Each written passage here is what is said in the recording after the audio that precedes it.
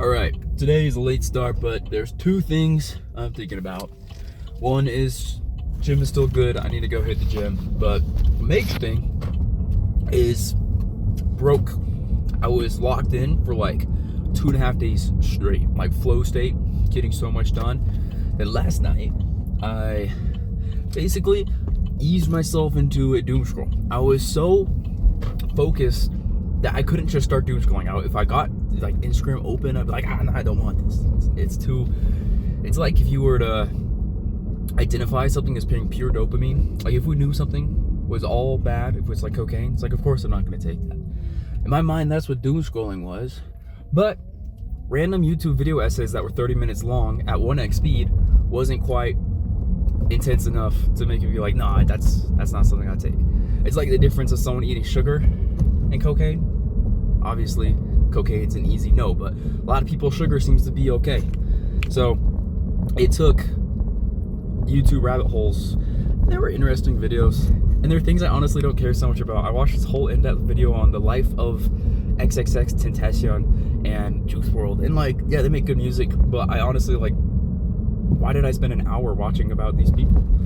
But after that, because I'd already spent an hour not being productive, it was so much easier to be like, okay, wait, we could open Instagram. It's not that bad, because everything's perspective.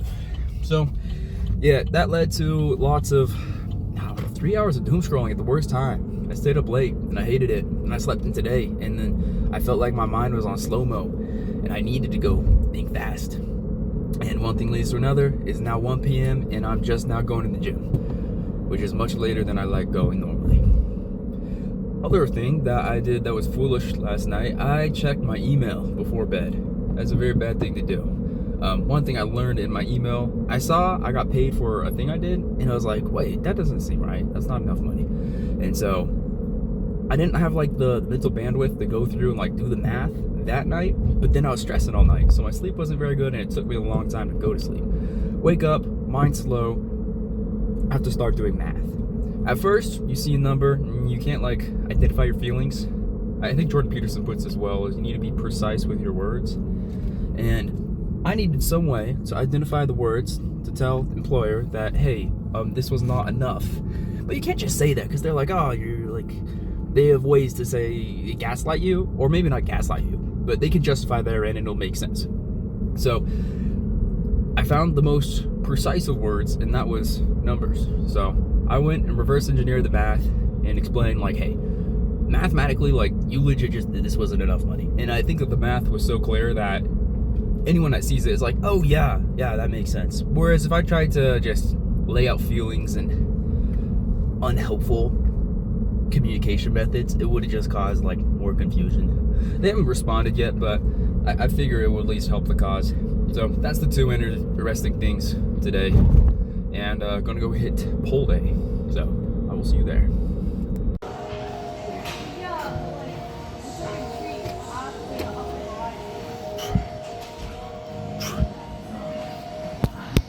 All right, gym is done. It was a pretty good pump. I think it was did lat pull downs, or not lat pull overs, and then like some rows, some shoulder mobility, and bicep. And so I was honestly doing pretty terrible. Like the first few sets were okay, but end of day stuff is a lot harder. That's why I like working out in the morning. But then Garrett showed up and he made things much easier. He had good exercises, and also just him pointing out my form, adjusting things, and good to catch up with him. So good gym session. See if I can keep going fast or productive for the rest of the day. That's it for the gym.